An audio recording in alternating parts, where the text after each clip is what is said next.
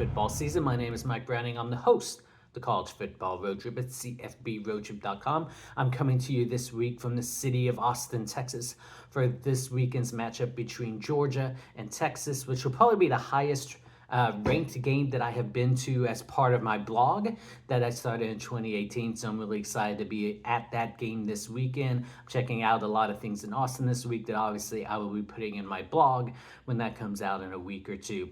In the meantime, there's a lot of really good games this week, a lot of toss-up games, which is going to make this week pretty difficult to pick. But with all that said, let's go ahead and jump into this week's picks. And we're going to start off with a game in the American Conference. We have North Texas traveling to Memphis. This is an interesting matchup. North Texas is a team that you really don't hear a whole lot about, but they're doing decent so far this year in conference play. Memphis, on the other hand, is also having a pretty decent season. Memphis is the home team in this one. As you know, in most toss-up games, I give the edge to the home team. So in that case, this is the Tigers. I have Memphis winning at home over North Texas. Next, let's go to a Big 12 matchup. We have Arizona State traveling to Cincinnati. Arizona State is coming off a huge win against Utah last week, which is getting them a lot of attention. On the other hand, he has Cincinnati, who struggled a little bit early in the year. They had a couple of losses that maybe they shouldn't have lost, but they're doing okay so far in Big 12 conference play. The big news in this one is quarterback at Arizona State. The starting quarterback is out this week. They're going to have a backup quarterback starting. That, along with the travel from Arizona to Ohio, I think is going to come back to bite the Sun Devils. So in this one, I have the home team. Cincinnati wins at home over Arizona State in Big 12 play. Next, let's go to a Big 10 matchup. We have Nebraska traveling to number 16, Indiana. A lot of people would say Indiana is a surprise 6-0 team this year, but if you were to look at the schedule, they have one of the weakest schedules in the country. I believe the strength of schedule is 113th out of 134 teams. On the flip side, you have a Nebraska team who's looked a lot better this year. Their one loss on the season is to Illinois, where they had the lead but then blew it at the end. Because of that, this is the first real competitive matchup that Indiana is going to have, and I think that's going to hurt them when it comes to it in the end. I have Nebraska in this one. Nebraska wins on the road at 16th ranked Indiana. Next, we have number 12, Notre Dame, traveling to Georgia Tech. Georgia Tech is a team that's playing decent so far this year. I think they have a little too much hype around them after the Florida State win in the week 1 of the regular season. Technically week 0, I suppose. And that we know that win did not hold up over time. On the other side, you have a Notre Dame team who lost their week 1 matchup, but has looked dominant since then. They did have a close game against Louisville a couple weeks ago, but in general, they've looked a lot better. And not week 1, but week 2 against Northern Illinois, the surprising loss that is still even more baffling as we are now in week 8.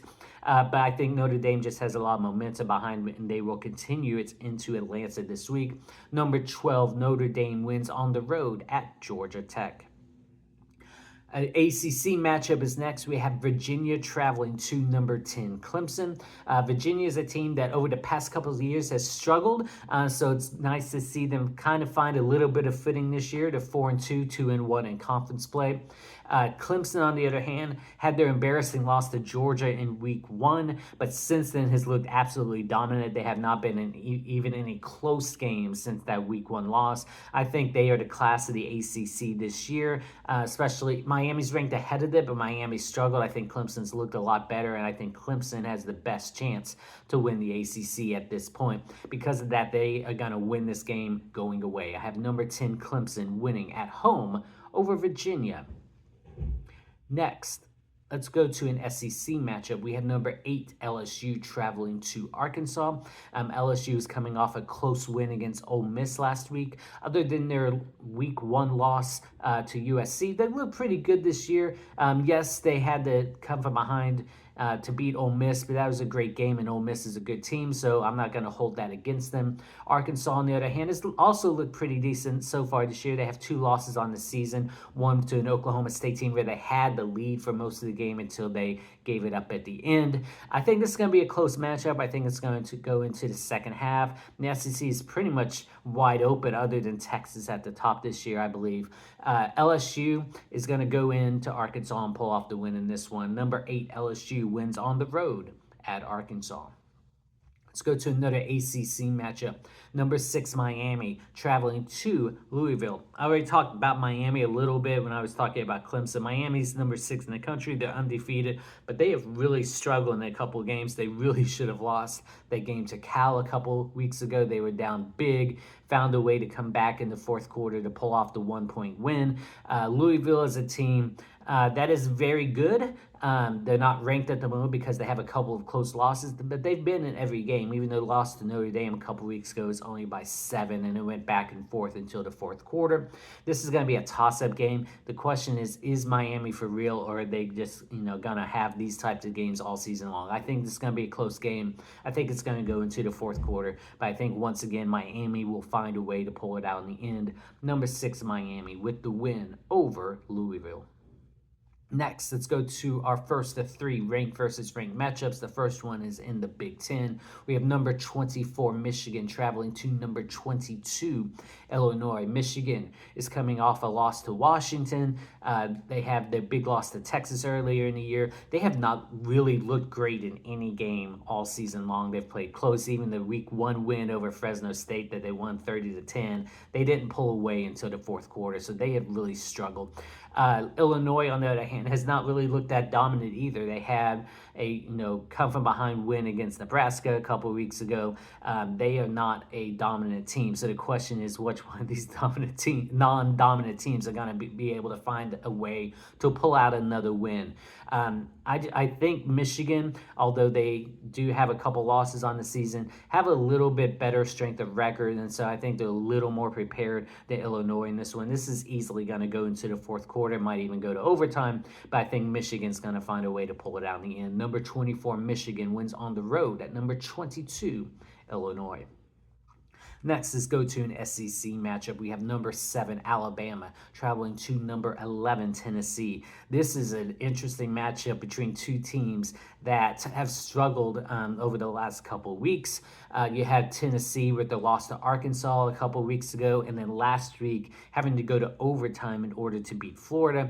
On the other hand, you have Alabama, who obviously had the huge upset loss to Vanderbilt a couple of weeks ago, who almost lost and probably should have lost to South Carolina last week as well. That's why I was talking about the SEC just not having a dominant team outside of Texas.